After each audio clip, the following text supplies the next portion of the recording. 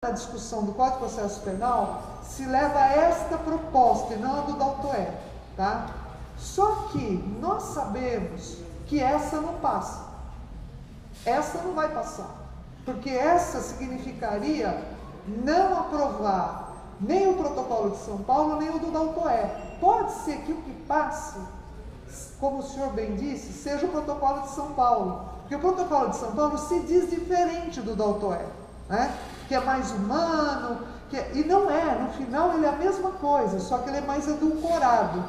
Então, o nosso medo é que na correlação de forças, lá na discussão do Código de Processo Penal, acabe passando o Protocolo de São Paulo, elaborado por um doutor Eduardo Rezende Mello, que tem todo um discurso da rede, que envolve a rede, né? Então, eu queria que o senhor comentasse um pouco isso, que chance nós teríamos na discussão do Código de Processo Penal, talvez com que forças políticas a gente tinha que entrar lá. E eu passo para o senhor também o livro que nós produzimos aqui. Eu vou começar de trás para diante, porque, na verdade, a indagação da Beth me permite explicar melhor o que tu me indagas. Olha, Beth, eu acho o seguinte, o Brasil vai experimentar agora em outubro uma reformulação completa da sua vida política. Poderá manter o atual governo, poderá mudar de governo, certamente vai mudar as forças no Congresso Nacional. Certo? Independente de manter ou não manter Dilma, ou subir outra alternativa a Dilma, se Marina, se Aécio, sei lá o quê, o Congresso Nacional vai mudar. Mudando as correlações de força no Congresso Nacional, acho que tudo que foi pactuado até agora pode ser repactuado. Portanto, acho que a discussão do Código de Processo Penal, eu não atiraria, eu não me entregaria para isso. Eu acho que essa proposta, ou outra, ou ainda uma terceira, podem vingar. Acho que elas têm espaço. Eu vejo com muita reserva a colocação do depoimento sem dano como um mecanismo obrigatório. Acho isso quase um absurdo. Embora eu seja daqueles que digo que esse é um mecanismo que pode estar disponibilizado. Não vejo problema. Acho até que ele possa ser muito útil, mas não obrigatório. Certo? Eu acho que até existem profissionais que podem, quiçá, se especializar nessa mecânica, por que não? E eventualmente eu conseguir resultados interessantes. Eu não demonizo o instrumento. Agora, não posso aceitar em nenhuma hipótese que isso se torne obrigatório, que isso seja imposto dessa maneira, que isso venha de uma forma tal que crie uma desqualificação do atuar técnico. E daí volta para a questão do empoderamento. O que tenho dito é que eu acho, por exemplo, na infância e juventude, nós conseguimos avançar bem na interlocução transdisciplinar. Embora o Estatuto da Criança e Adolescente seja muito tímido ainda, no que diz respeito à intervenção dos laudos de serviço social e da psicologia, há um consenso entre os operadores da área da infância e juventude que essas manifestações são indispensáveis para uma decisão. Na área criminal, não. Na área criminal isso não está claro. A perícia na área criminal é uma faculdade, ela não é uma imposição. Enquanto que nessas questões me parece que deveriam ser impositivas. Toda vez que houver criança e adolescente, ou particularmente criança, faria uma ressalva em relação à criança, que a intervenção técnica de um laudo avaliativo, inclusive da conveniência e da oportunidade para ser ouvida, deveria estar na lei, deveria estar aqui, deveria ter esse mecanismo, porque o juiz não tem essa formação. O juiz não sabe nem fazer um interrogatório, o juiz vai aprender isso, ele não é formado para isso. De certa forma, o psicólogo, não sei o assistente social, o psicólogo é formado, inclusive, para ouvir o seu paciente, certo? E tecnologia de escuta. O juiz vai aprender isso na marra, na prática, porque essa tecnologia ele não domina. E o que me aflige da maneira como as coisas têm sido produzidas é que, decididamente, o Bruno Tolentino foi um grande poeta brasileiro, quase não conhecido, porque fez muita carreira na Europa, mas ele tem um livro que ganhou aquele prêmio Jabuti, e o livro se chama O Mundo como Ideia. E sabe o que me incomoda muito nesses mecanismos todos? É que nós estamos sendo governados ou dirigidos por pessoas que têm o mundo como uma ideia. e querem adequar o mundo à sua ideia.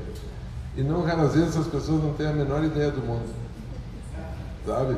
E me parece que isso está vindo dessa maneira. O problema da ouvida da vítima no processo criminal é um fato. O locus do depoimento sem dano é o locus criminal. O locus dele não é a infância e juventude, o locus dele é criminal. O locus dele é de processo penal ou de procedimento de apuração de ato infracional, porque o acusado do abuso sexual pode ser um adolescente, certo? E daí nós estamos no locus da apuração do ato infracional, que é o locus criminal, embora as pessoas não gostem muito dessa linguagem. O locus, do ponto de vista do mecanismo processual, é totalmente criminal. Então, eu acho que o que nós temos que discutir no âmbito do processo penal é exatamente sobre a obrigatoriedade ou em que circunstância que a vítima deve vir a ser ouvida nesses casos. E o exemplo que ele deu do homicídio não é uma piada, é um exemplo interessante. Porque, embora diga que o percentual significativo da população brasileira seja espírita, ainda não se cogita a possibilidade de fazer a escuta da vítima num centro espírita por uma incorporação, não é isso? Embora haja pessoas que acreditam piamente nessa possibilidade.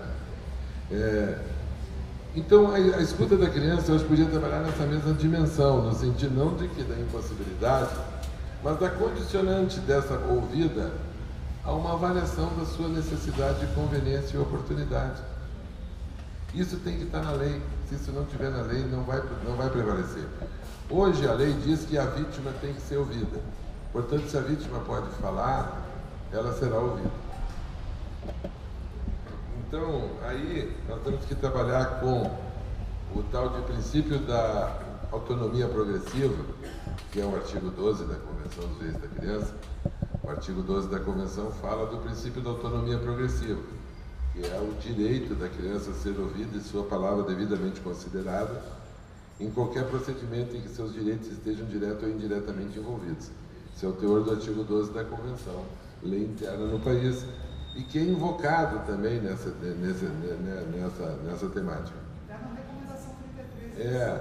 O que eu acho que tem que ser interpretado, tudo deve ser interpretado. E daí, fechando o tal de empoderamento.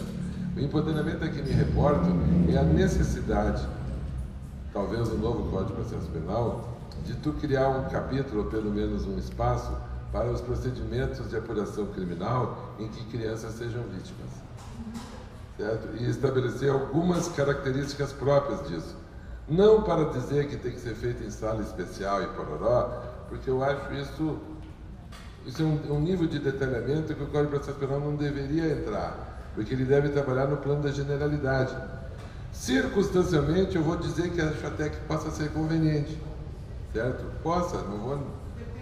Depende de cada caso. Depende de quem? Do que o técnico vai dizer, olha, acho que essa criança precisa ser ouvida nessas condições. Acho que essa criança tem o direito de falar olhando nos olhos do juiz. Acho que essa criança não precisa e não deve ser ouvida. E isso tem que estar escrito, isso não está na lei. Quando eu falo em empoderamento, é trazer isso para a lei. Ou seja, criarmos um capítulo especial no Código de Processo Penal dos procedimentos criminais em que vítimas sejam crianças. Eu faço ressalva por criança porque acho que o adolescente, eu não faria essa diferenciação. Eu não faria essa diferenciação porque o Estado brasileiro, uma questão de lógica sistêmica, se diz que o adolescente tem responsabilidade, se diz que o adolescente pode ser sujeito de sua conduta, inclusive privada de liberdade, que é uma violência brutal, a partir dos 12 anos, pela prática de uma conduta infratora, ele tem que ter um tipo de abordagem, ele tem que ser reconhecido em um outro lugar enquanto sujeito de direitos.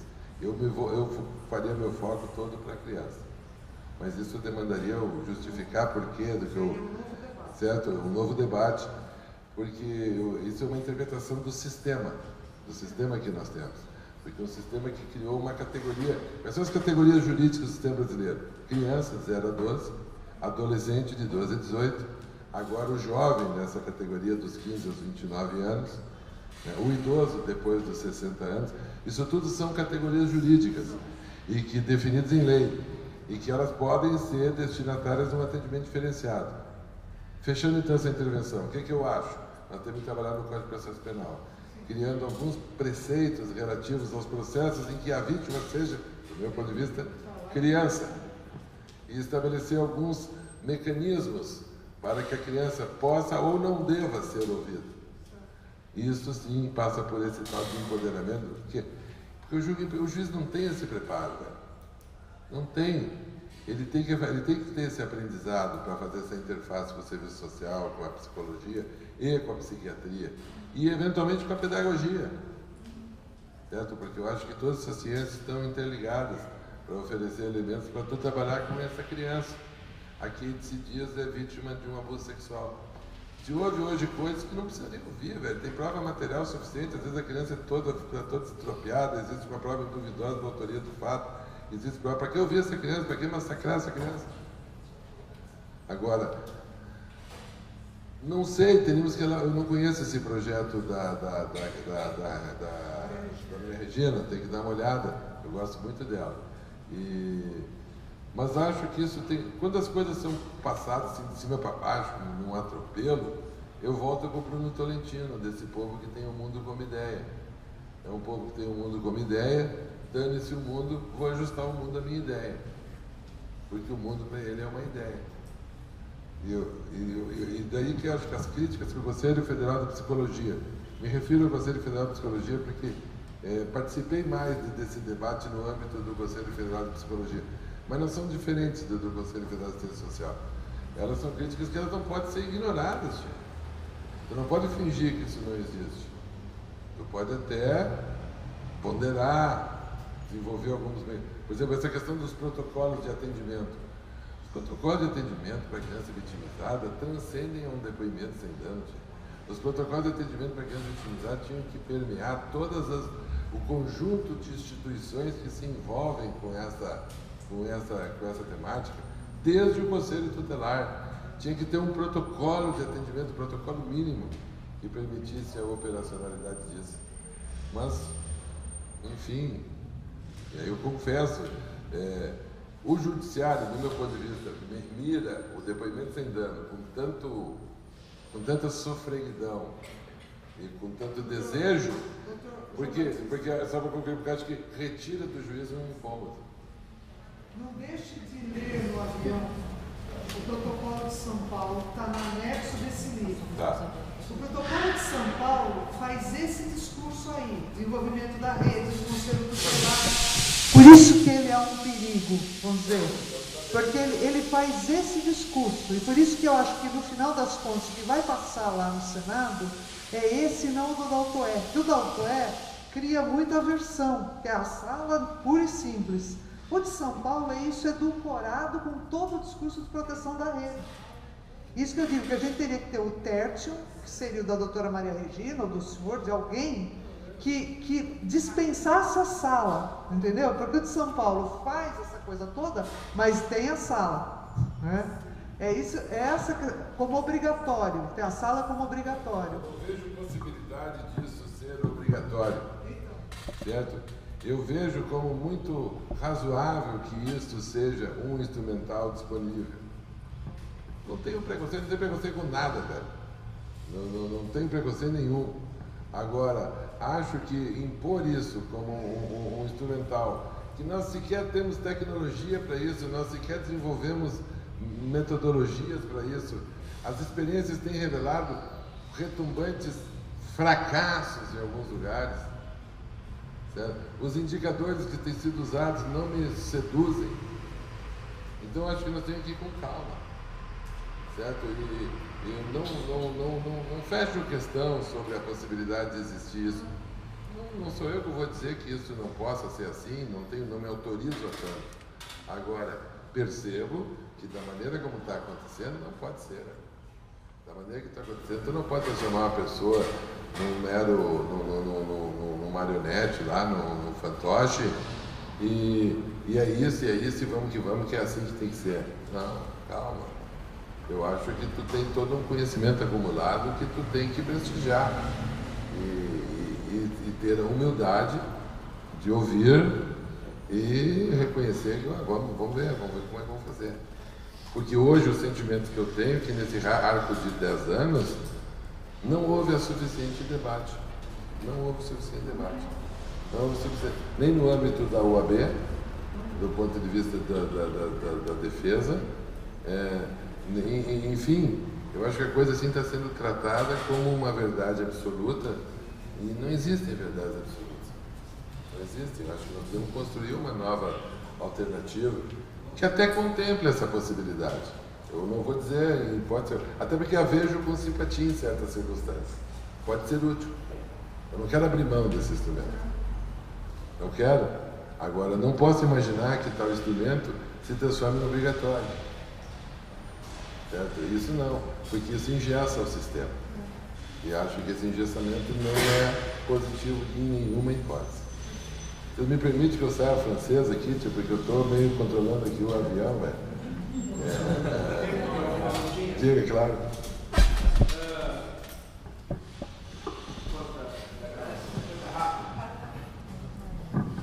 Assim, antes de mais nada, o meu agradecimento pelo comparecimento do senhor aqui na nossa agência pública. O ABC se notabiliza por ser um verdadeiro laboratório de políticas públicas aqui no estado de São Paulo, em razão do desenvolvimento da nossa sociedade, da sociedade civil aqui na região. Eu espero que o senhor saia daqui com a certeza que o senhor lançou uma semente num campo fértil. Não sei se vamos ter chuva para poder fazer uma colheita, mas o solo aparentemente é fértil. Então, feito esse meu agradecimento, o meu questionamento é rápido. Nesse período que o senhor teve, obviamente o debate ainda é incipiente, estamos descobrindo que essa proposta, da maneira como ela é colocada, é um bombom envenenado. Resta-nos tomar um emético para tentar fazer o contraponto com relação aos efeitos nocivos. Mas o meu questionamento, objetivamente, é o seguinte: nessa experiência que o senhor teve, quais foram as medidas concretas de resistência que o senhor acompanhou com relação à implantação dessa política do depoimento sem dano? Em primeiro lugar, eu não identifico que haja um consenso entre os operadores do sistema de justiça a propósito disso. Tá? Esse consenso não identifico nem entre os juízes, nem entre os promotores, menos ainda entre os defensores públicos, com certeza no âmbito da OAB. Não existe esse consenso. Não existe uma resistência, correto? Mas não há consenso. Há uma curiosidade, uma expectativa e uma dúvida. Do ponto de vista da Defensoria Pública, até se parece que há um certo entendimento prevalente que isso tem servido para dificultar o trabalho da Defensoria Pública no plano do juízo criminal. Tanto que há um conjunto de habeas corpus levantados no Rio Grande do Sul, no Superior Tribunal de Justiça, impugnando a utilização desse mecanismo por não previsto em lei. Certo? E há decisões para todos os lados. O que eu avalio é que eu acho que há um déficit de debate. Eu acho que esse debate deveria ser mais amplo. Acho que há uma certa precipitação de parte disso. Acho que há um certo... Esse tema... Vou agora ampliar minha discussão. Sabe qual é o grande problema do direito da criança no Brasil? O grande problema do direito da criança no Brasil é que o direito da criança no Brasil se transformou num gueto. Na verdade, ele se manteve em o mesmo gueto. Nós criamos o Estatuto da Criança e Adolescente em substituição ao Código de Menores, e isso foi um avanço notável, mas nós continuamos no gueto. Nós continuamos fechados dentro deste gueto. E é um gueto que produz algumas verdades, assim, que a gente se incomoda muito que o resto da opinião pública não compartilhe dessas verdades, que nós acreditamos absolutamente nelas. Mas essas discussões têm que sair do gueto, elas não podem ser dentro do gueto. Essas discussões elas têm que estar amplificadas, elas têm que contemplar diversos setores. A psiquiatria infantil tem que ser chamada para opinar aqui. Nós temos que trazer aqui para discutir a OAB, certo? Porque nós estamos tratando em espaços muito amplos de direitos individuais Então, o que eu avalio é que essa discussão ainda se dá muito no âmbito de um gueto. E esse nosso gueto é um gueto interessante, porque é um gueto que se autoriza a ter os senhores deste gueto, certo? Porque é um gueto que tem alguns subguetos que detêm o conhecimento, a informação. Falo da ABMP, por exemplo, a Associação Brasileira dos Magistrados, Promotores, Juízes, Defensores da Infância e Juventude, né, que se fecha muito entre si e as coisas têm que ser mais democraticamente discutidas, envolvendo outras instituições, outros saberes. Eu não me autorizo a fazer um juízo definitivo sobre esse. O que eu tenho percebido é que isso aqui tem sido utilizado única e exclusivamente para condenações. Ou seja, é um mecanismo que tem como pressuposto confirmar uma hipótese. Porque há uma demanda da sociedade de punição, de uma sociedade que não se conforma com a impunidade. E daí quando tu vem e faz um discurso, não, calma, vamos discutir isso. O que tu quer? Tu quer soltar os pedófilos? Não, quero justiça, eu quero que as coisas funcionem adequadamente. Não quero que as crianças se exponham, não quero que as crianças sejam revitimizadas sob o argumento de protegê-las. Vamos tentar construir uma alternativa nova. Eu penso que ela passa necessariamente, volto aqui, por os profissionais dessa área, por um laudo técnico que defina se há uma... Agora, isso tudo tem que estar na lei. Se nós não trouxermos para o Código de Processo Penal Então, resumo da ópera. Está todo o movimento para trazer para dentro do Código Penal a sala, como se isto fosse a redenção dessa questão. Eu não sou contra a sala, pode ter a sala. Até porque chega a sala, 100 milhões na sala, então tem a sala. Agora, até porque ela pode servir para várias coisas. E até porque acho que ela pode ser útil a sala. Acho que ela resolve muitas coisas, sim. Agora, ela não pode ser obrigatória. Não pode ser obrigatória. Tu não pode impor essa camisa de força. E daí, quais são as resistências, objetivamente, na tua pergunta? Olha, eu acho que tem que ser trazido para participar desse debate outros atores. Os atores não podem ser só estes que estão envolvidos. Não, esse debate não pode ficar no gueto da infância e juventude, por exemplo. Esse debate tem que ser trazido por ampla discussão do direito. O Instituto Brasileiro de Ciências Criminais, por exemplo, o IBCCRIM, fazer com que o IBCCRIM participe dessa discussão do ponto de vista do sistema de direito e de justiça. O IBCCRIM é um órgão de muito prestígio. E eu estou dando só um exemplo, horrores de personagens que não podem ficar fora dessa discussão. Napoleão Bonaparte foi certamente o mais genial e extraordinário líder militar que nós vivenciamos da pós-Idade Média. Talvez na Antiguidade, Júlio César, depois de Júlio César, Alexandre, antes de Júlio César, Alexandre. Agora, contemporaneamente, Napoleão foi um gênio militar, mesmo na Segunda Guerra Mundial e hoje em dia, ainda se reporta a Napoleão. Napoleão tem uma frase espetacular. Ele é o senhor da guerra. Napoleão disse: guerra é um assunto muito sério para ser discutido só por generais. Eu diria a mesma coisa aqui. Existem temas que são muito sérios para ser discutidos só num petit comitê em determinado âmbito. Nós temos que discutir isso em todos os âmbitos. E insisto, isso não parte de mim agora, uma resistência, não. Eu acho que pode ser bem interessante isso, mas não pode ser obrigatório. Não pode ser obrigatório. Doutor? Sim, mas o minha, 5 minutos. A minha é bem rápida mesmo. Objetivamente, depoimento se dando, meio de prova. Meio de prova contraditória. Como eu exerço contraditório em duas situações? A criança é colocada na sala para dizer sim ou não. Foi molestada sexualmente? Sim. Foi molestada? Não. Primeira situação. Se a criança, se ela não é levada a dar essa resposta, sim ou não, como impedir que a sensação do técnico, do psicólogo, seja utilizada como prova técnica? Uma interpretação que eu não conhecia, é que o psicólogo não é um técnico, é um intérprete, mas ele pode ser entendido como perito pelo juiz. Como eu impeço que a sensação dele, a percepção dele, seja utilizada contra a pessoa que é acusada. E a segunda, como eu exerço o contraditório sobre a atuação do técnico que está dentro da sala.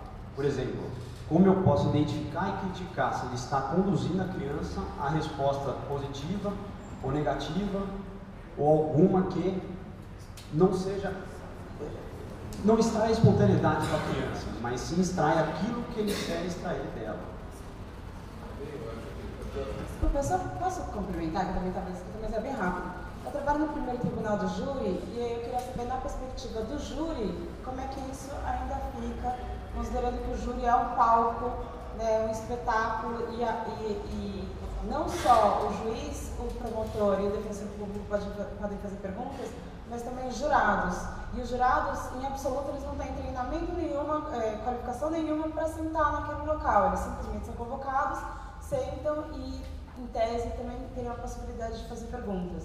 Então, a perspectiva de como a criança, na situação do júri, que ainda fica ainda mais exposta, e a submissão a esses questionamentos. Desculpa, intervista. As suas perguntas. Zé Carlos, como é teu nome? Ricardo.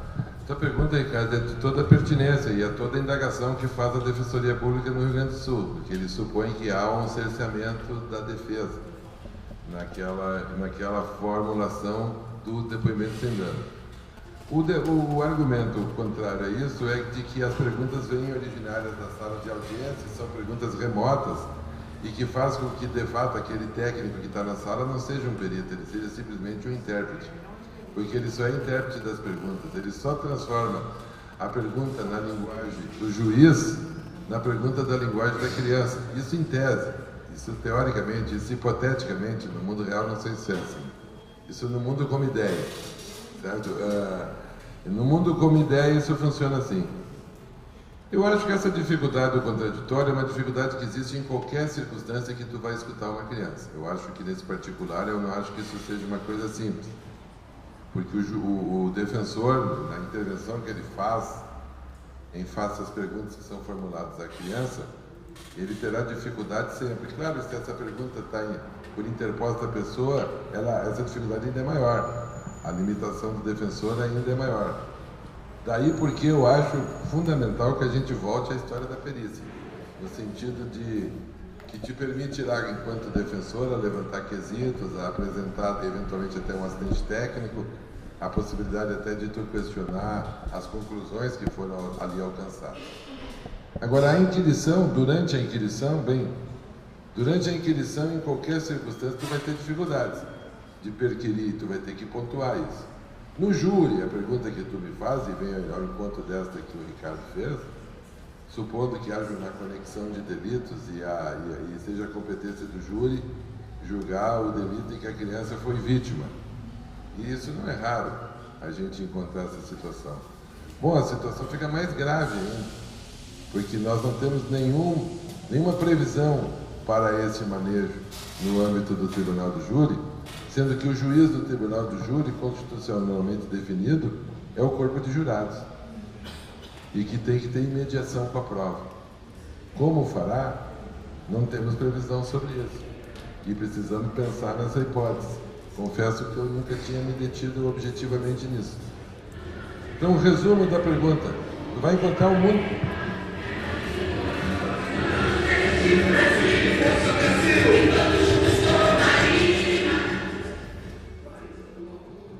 Tu vais encontrar muitos habeas corpus, não sei se tu já não viste os habeas corpus, originários da Defensoria Pública do Rio Grande do Sul, exatamente nessa linha.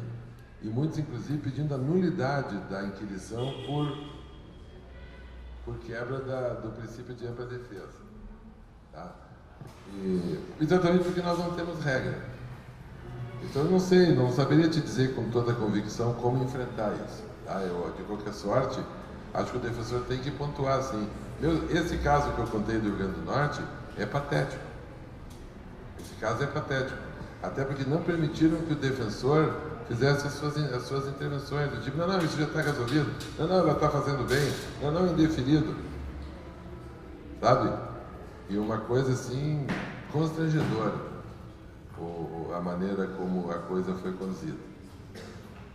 Enfim, são coisas para nós resolvermos juntos. Por isso que eu te digo que essa discussão, ela não pode ser feita só por generais. Essa discussão tem que ser feita por como Napoleão disse, isso é um tema muito... É bem amplo e mexe muito no nosso tema de justiça. E envolve essas questões. O direito da criança, a proteção integral aos seus direitos, o direito à sua intimidade, à dignidade, à sua liberdade, etc., e a preservação da sua sanidade mental. O direito do réu, que está sendo acusado de um fato brutal, que vai destruí-lo, que já o destruiu tão só pela acusação, certo? E que vai destruí-lo, inclusive, com possibilidade de morrer por conta dos maus tratos que sofrerá no sistema penitenciário. E é duríssimo. Eu acho isso tem que ser decidido de maneira muito, muito serena. Não pode ser no afogadilho, no vamos que vamos, e impondo que as pessoas façam coisas que elas não estão sequer preparadas para fazer. Então, eu acho que é uma discussão muito interessante. Acho que ela deve ser feita. E eu insisto, não sou contra o mecanismo. Não sou. Acho que ele pode resolver muitas questões em alguns momentos. Mas eu só quero que vá ser submetido a isso quem, previamente avaliado, diga que está em condições de sê-lo.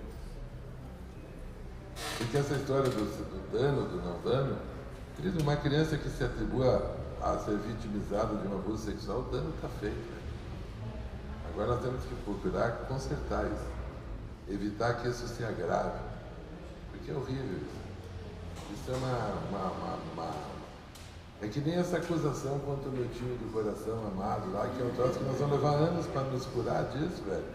Porque ficou mal, ficou ruim para nós, gaúchos, e para o Grêmio particularmente. É um troço que só o tempo para tudo consertar.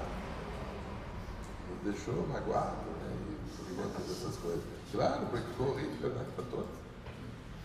E assim também, as coisas têm que ser, nós temos que consolidar isso. Eu acho que está havendo, do meu ponto de vista, uma certa precipitação. Com todo o respeito a todos os envolvidos nesse negócio. E acho que o Conselho Federal de Psicologia, o Conselho Federal de Assistência Social tem tentado pontuar isso, mas não tem sido ouvido. Por que não tem sido ouvido? Porque eu acho que essa discussão ainda está no gueto. E eu acho que ela tem que sair do gueto.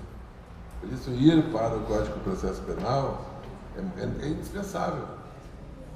É indispensável, porque lá no Código de Processo Penal é que tu vai entrar e vamos chamar o IBCCRIM, vamos chamar os outros organismos e vão construir uma solução que satisfaça todos, que seja suficientemente apta a aproveitar os avanços que esse mecanismo eventualmente introduziu, e inegavelmente introduziu, vamos admitir, mas não despreze tudo que a gente tem que trabalhar. E respondi, desculpa, cara, eu tenho que ir embora, eu tenho que pegar meu avião, senão os caras não esperam, gente. Tá, um abraço. Muito obrigado. Gostaria de agradecer demais pela presença. Lá do Rio Grande do Sul para cá. Foi realmente muito produtivo. Bom, continuando, o Gustavo me disse que gostaria de dar uma complementação sobre a pergunta do Ricardo. Então...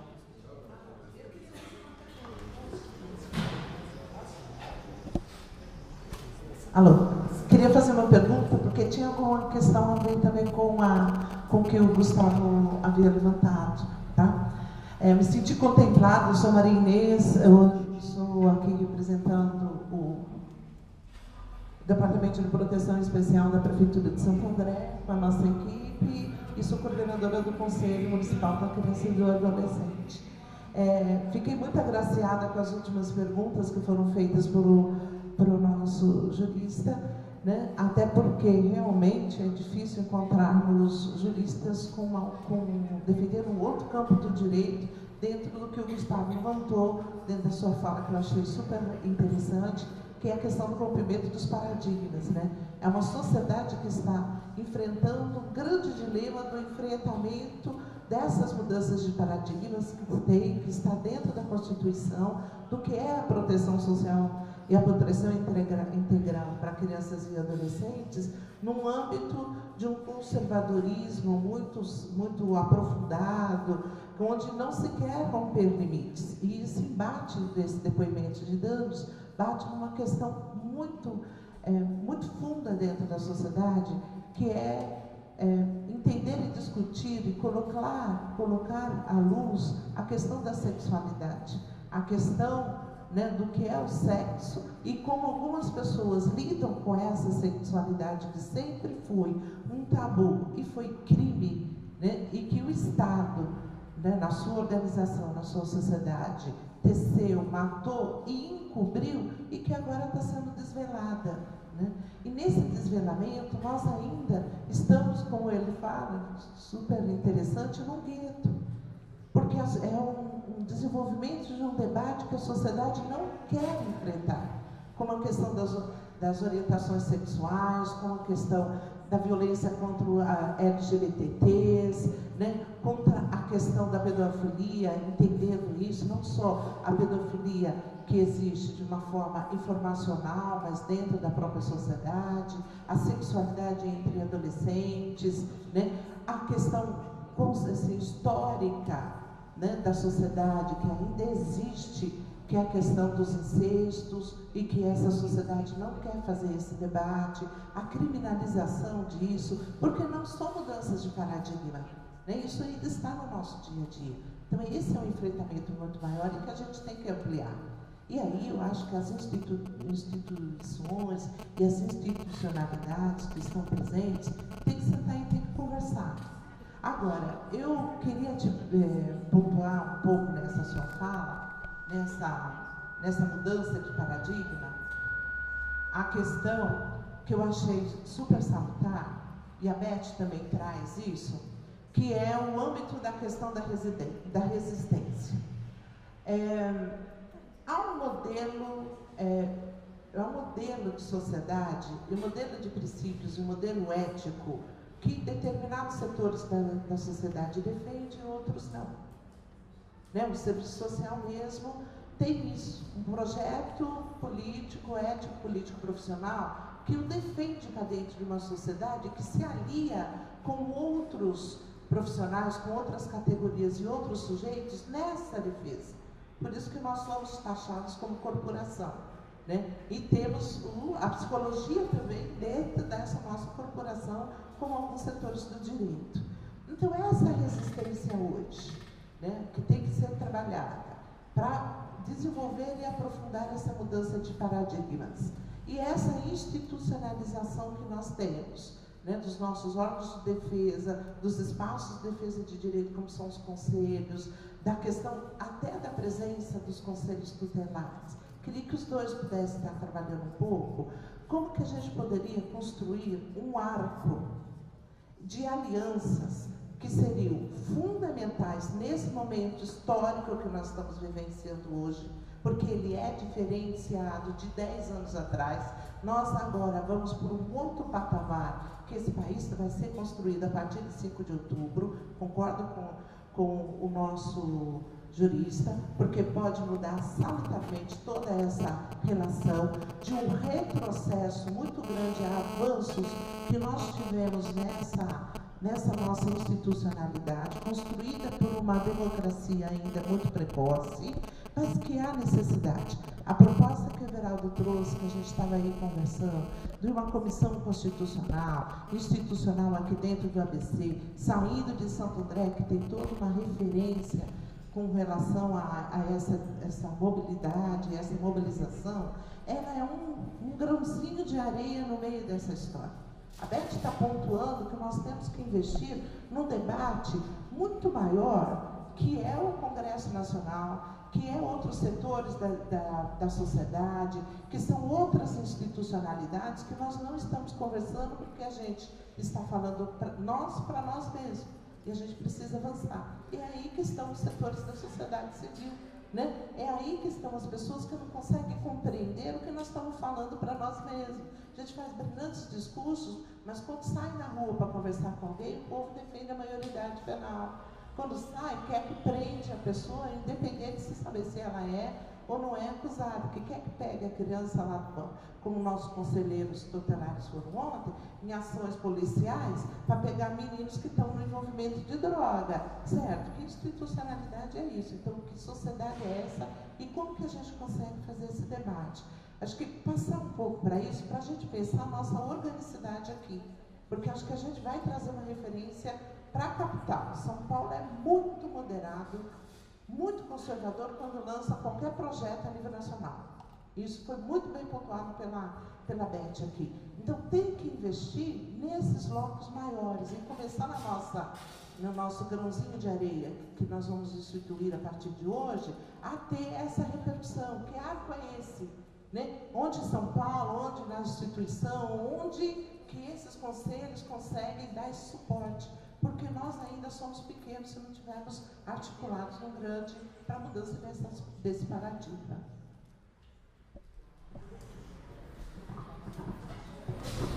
Posso só complementar um pouquinho?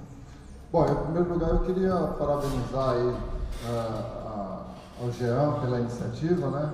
E agradecer a todos os assessores aí, que eu acho que é um tema desconhecido, né? Eu queria reforçar a necessidade da gente divulgar, da publicidade a esse tema. Eu acho que é um tema restrito a um grupo muito pequeno, né? Inclusive, a gente estava vindo do carro conversando, eu perguntei, mas vem cá, vamos tratar desse depoimento sem danos, o que está, qual é que é um termo que a gente nunca ouviu falar, não é? Então, se a gente realmente não fizer essa divulgação, qualquer organização que a gente fizer aqui, ela vai ser pífia, não vai ter resultado. Então, acho que o primeiro passo é a gente trazer isso para a sociedade, junto com outros temas de extrema importância, né? A questão hoje da matança da juventude na periferia. Nós não podemos esquecer em nenhum momento do que está acontecendo, do genocídio que está acontecendo nas periferias, e aqui em Santo André, então, não é diferente, né? Nós não podemos esquecer de todos os temas que envolvem a criança e o adolescente, as torturas na Fundação Casa, que a gente tem recebido constantemente denúncias, né? O maus-trato, aquela fila que os jovens fazem para chegar até o juiz. Quer dizer, são temas que a gente não pode dissociar desse tema aqui. A gente tem que trazer ele junto, né? Para poder aumentar esse debate, porque senão a gente pega um fio e ele fica descolado da realidade. Inclusive, é um dilema que eu tenho. Trabalhei muito tempo com população em situação de rua, e o grande tema é: o que leva as pessoas à situação de rua? Quem é que trata disso? A criança e o adolescente. A gente está tratando de um problema, e a causa dele? A gente também não pode deixar de tratar. E aí eu queria instigar a mesa para também nos ajudar a pensar isso, né? Porque a gente olhou o final lá, né? A sala, mas e até chegar à sala, né? O que mais que a gente tem que olhar?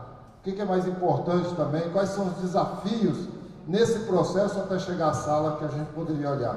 Queria pedir aí para que vocês pensassem junto com a gente um pouquinho. E, mais uma vez, queria também reforçar que se a sociedade civil não se organizar, não pontuar, né? Eu sou da ouvidoria da Defensoria Pública, e a Defensoria Pública tem esse instrumento de participação que é da sociedade civil. A ouvidoria é da sociedade civil, ela não pertence à instituição, ela é autônoma, independente, né? E nós temos que cada vez mais instigar isso no Poder Judiciário, que nós tenhamos mecanismos de controle do Judiciário e da sociedade civil. Esse mecanismo da Defensoria, a ouvidoria, é da sociedade civil. E qual é o mecanismo que nós temos hoje no Judiciário, na própria Fundação Casa? Não temos.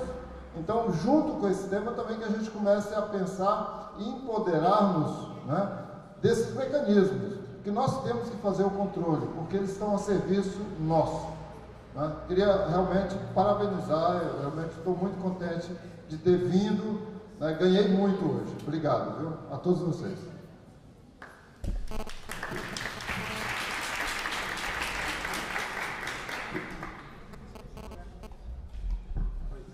Bom dia a todos, a todas, boa tarde, né? Meu nome é Fábio, eu sou membro do Conselho Regional de Serviço Social, estou na coordenação da Comissão de Orientação e Fiscalização, nós assumimos a gestão recentemente.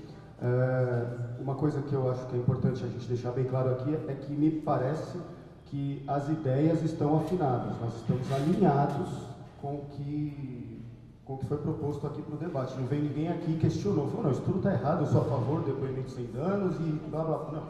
Então nós aqui eu acho que estamos afinados. E há aquela velha máxima, né, de quando a gente erra na análise, a gente erra na ação. E a gente está acertando na análise, pelo que está deixando bem claro aqui para a gente, pelo menos aqui no nosso grupo. Então a gente agora pode acertar também na ação. Esse debate dentro do conjunto Cefes, CRES, Conselho Federal e Conselhos Regionais de Serviço Social, ele não é recente. Aliás, ele já tem um tempo, ao passo que em 2009 foi aprovado no Encontro Nacional Cefes-CRES a resolução 554 do ano de 2009, que não reconhece a inquirição de crianças e adolescentes nos moldes do depoimento sem dano, da inquirição especial, como atribuição privativa do assistente social. Lê do engano de quem achava que isso estava bom já, ou seja, isso seria o suficiente. A gente viu que não foi. Isso eu sei que também aconteceu no âmbito do Conselho Federal de Psicologia. Em 2013, o juiz federal derrubou essa resolução e hoje ela está suspensa. Ou seja, todos os efeitos dessa resolução estão suspensos até segunda ordem. É claro que há uma luta nisso. A ASP ela com uma representação que está correndo. O CFP se pronunciou, o Cefes já se pronunciou e agora a gente precisa fortalecer politicamente esse debate. Né? Não é um debate que pode ficar amarrado ao âmbito legal, mas ele tem que ser político. Né? Na COF, quer dizer, na Comissão de Orientação e Fiscalização, nós já estamos articulando esse debate para que ela se espalhe pelo Estado, quer dizer, volte a ganhar força, né? Nós teremos agora o Encontro Nacional Cefes-CRES, que também vai levar o debate, vai trazer deliberações para a gente espalhar também pelo Estado. Então, teremos um encontro da Comissão de Orientação e Fiscalização Estadual no final de setembro, onde as subcofs de cada seccional irão também articular nas suas respectivas regiões os atores que estão envolvidos nesse debate. O doutor João falou sobre o fato de que esse debate não pode ficar no âmbito dos generais. Claro que não, mas primeiro tem que ser feito esse debate entre os generais, digamos assim, fazendo uma analogia, né, para que a gente afine esse discurso, que é o que está acontecendo aqui. Pensamos, é claro, que politicamente aliar todos os atores que fazem parte desse debate é fundamental nesse momento. Vejo isso como um início, hoje aqui. Né? Ficamos muito felizes, porque até então esse debate estava muito restrito aos conselhos. Conselho Federal de Serviço Social, Conselho Regional de Serviço Social, isso foi se expandindo. A ASP também, com esse debate dentro dela, então isso foi se expandindo. E a gente começou a perceber que é um debate que não interessa só aos conselhos e às associações que representam as categorias, principalmente de serviço social e de psicologia. É um debate que interessa muita gente. Né? O que a gente precisa só fazer é articular essa muita gente para que ganhe força e o TJ saiba, a Justiça saiba com quem está lidando, ou seja, que há muitos atores envolvidos e que são contra essa metodologia por tudo que foi explanado aqui pelos colegas. Então eu vejo que a partir de hoje, ou seja, a partir desse debate que a gente está fazendo aqui, com as argumentações brilhantes que a gente ouviu aqui, eu acho que para quem ouviu hoje as argumentações, parece uma coisa óbvia. Para mim, quando foi discutido o depoimento sem danos, era óbvio que era equivocada essa metodologia. Era óbvio. E pelo que foi colocado aqui, é óbvio. Só que parece que não é tão óbvio assim para outros atores que precisam ouvir isso. Então, penso que agora é o momento de articular com urgência, em âmbito estadual, pelo menos, até porque aqui a gente está falando do Estado de São Paulo, como foi pontuado até pela Beth, o Estado de São Paulo tem um peso político muito grande, que a gente já saia daqui com uma proposta de encaminhamento para organizar CRP, CRES, ASP, Defensoria e outros atores da rede de proteção social à infância e juventude para a gente poder ampliar esse debate e já provocar uma audiência estadual, né? Faremos isso no âmbito dos conselhos de serviço social, vou propor também para o CRT essa mesma atuação, para que a gente articule um debate estadual, já uma audiência estadual, talvez ainda para esse ano, onde a gente consiga aglomerar essas pessoas, essas instituições que também concordam com esse debate, e para que a gente possa ampliar esse debate até no âmbito nacional. Mas que se ela ocorrer inicialmente já no âmbito estadual, aqui em São Paulo, a gente já vai conseguir bastante coisa politicamente, e o CRES, é claro, faz parte desse debate, se coloca nesse debate, é interessado nesse debate, e percebemos que se a gente não estiver junto com todo mundo, no ASP, no CRT, no Defensoria, com a rede de proteção, a coisa não vai sair, né? E aí eu também faço coro com o Everaldo aqui, eu sou otimista nesse debate. Eu acho que a gente sim tem poder político para, pelo menos, enfrentar de igual para igual o que está vindo por aí. Eu acho que é isso. Coloca até para a mesa trazer esse debate com a gente. Estamos juntos. Os encaminhamentos, exatamente.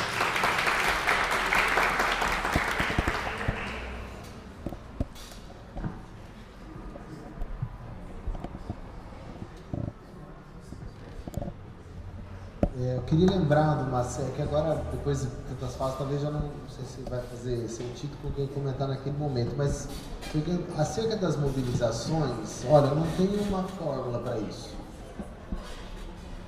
A gente não tem assim como não tem uma fórmula para aquilo que se vai, de como que a gente vai ouvir a criança ou adolescente relatar da violência que ela sofreu. Eu queria insistir aqui, fazer a partir das falas que foram surgindo, fazer uma observação acerca daquilo que o João, né, o Saraiva comentou várias vezes, e para a gente perceber como para nós, gente, isso não é tão óbvio, né? Em várias ocasiões ele repete na sua fala assim: olha, eu não sou contra colocar sala lá que possa acolher a criança. A questão é achar que isso deve ser usado como procedimento, deve ser protocolar em todos os lugares, etc, etc. E aí a gente tem uma tendência de ouvir mais ou menos aquilo que também a gente está... de repente tem uma expectativa daquilo que a gente gostaria de ouvir a respeito do assunto, e é bem cuidadoso o que eu vou dizer, espero que vocês estejam atentas e atentos ainda, né? Isso não é jogar, sabe, já ouviram essa história, jogar criança junto com a água da bacia, né? A proposta de se acolher melhor a criança, essa cabe em qualquer lugar, não é no judiciário exclusivamente. No judiciário, vou repetir o que eu já disse, é no judiciário, na escola, no CRES, no CRASA, no núcleo, no centro de saúde, no CAPS, onde tiver criança e adolescente, a gente precisa adaptar o espaço para que ela se sinta melhor acolhida. É isso, né? O problema não é a sala, o problema não é a sala, né? O problema é como que a gente adota esse procedimento como uma tábua de salvação. O que está em jogo é isso. E aí é óbvio que tem interesses, são esses interesses que precisamos atentar, né? Precisamos observar com mais cuidado. E aí trago isso um pouco no bojo da conversa sobre as mobilizações, porque eu costumo, quando o grupo é muito grande, eu costumo perguntar assim: olha, acabou de entrar uma criança ali na sala, está toda ensanguentada, né? Está machucada, está chorando, e ela diz assim: olha, acabei de ser estuprada por aquele cara que está ali na esquina. O que a gente faz? Qual que é a primeira reação que temos? Vamos sair correndo pegar o cara? É isso? Boa parte de nós pensa isso, ok? Aí chega o conselho tutelar para cuidar da criança, né? O que aconteceu? Que você está mal? Você foi estuprada? Fala: não, fui atropelada. Porque a gente esquece da criança. A gente esquece o tema do debate, essencialmente, qual que é, né? Somos um país, infelizmente, muito alienado. Politicamente, a gente é bastante alienado. Quando estamos entre pares, como é o caso aqui, eu concordo com o que você traz, estamos entre pares, que o discurso está alinhado, né? A gente está na defesa das mesmas coisas e tal. Fica, de certa forma, nos oxigena para o que é o desafio do cotidiano, né? Mas a gente esquece que para manutenção disso que aspiramos, disso que conquistamos, precisa necessariamente de engajamento político, né? É diferente, vou pegar o exemplo do Conselho de Psicologia. A autarquia, Conselho Regional de Psicologia, Sistema Conselhos, ele é parte da estrutura do Estado. Quem faz a gestão são grupos políticos, com ideologias diferentes, como é no caso do sistema dos conselhos de serviço social, de medicina, né? A autarquia é parte da estrutura do Estado. A gestão são grupos políticos que fazem. Então, a trajetória que temos até o presente momento é de grupos políticos que se alinham com essa bandeira. Isso mudou em algumas autarquias, né? Isso mudou. E isso talvez mude agora com as eleições de outubro. O quanto que conseguimos dar conta de nos atentar ao movimento que isso produz na sociedade é o que vai dar medida daquilo que a gente vai ter como parâmetro de atuação para os anos que vêm posteriormente. Vocês estão me fazendo entender, né? Mas a gente tem, por exemplo, vou dizer claramente aqui, no Estado de São Paulo, a proposta que segue para as instâncias federais de redução da maioridade penal é do governo do Estado. Então, para quem defende, gente, faz todo sentido, né? Não adianta a gente achar que as pessoas estão alienadas porque elas não concordam com aquilo que defendemos. Elas não estão alienadas. Elas defendem posicionamentos diferentes, às vezes radicalmente diferentes. Eu participei do Congresso Nacional de Psicologia e que chegou uma proposta no Congresso Nacional de defesa da cura gay. Chegou no Congresso Nacional, passou instâncias, né, nas subsedes regionais e foi para o nacional. As pessoas defendendo cura gay. Eu não posso dizer que essas pessoas estão absolutamente alienadas. Elas defendem uma posição e tem uma coerência com aquilo que elas defendem. Não compartilho dessa defesa. Não conta comigo que eu vou defender isso, né? Não é o posicionamento do Conselho Regional de Psicologia do Estado de São Paulo, né? Assim como não é na questão do depoimento sem dano. A gente passa por iminências de retrocessos em grandes vitórias que tivemos em relação à criança e adolescente, em relação aos direitos humanos, né? Vídeo que aconteceu aí recentemente na Comissão Nacional de Direitos Humanos. Aí, até lembrando de algumas coisas aqui, né? Da história da cura gay. Acho que a gente tem muita coisa que conseguimos avançar, conseguimos dar passo adiante, e aí, em termos de mobilização social, a gente foi afrouxando. Ah, conseguimos, beleza, agora a gente pode descansar e ver novela de novo. As pessoas, gente, que defendem bandeiras políticas contrárias a estas que estamos dizendo aqui agora, de forma mais generalizada, defesa e garantia, né, e defesa e proteção dos direitos de criança e adolescente, elas não ficam dormindo, não. Pelo contrário, estão muito bem articuladas, muito bem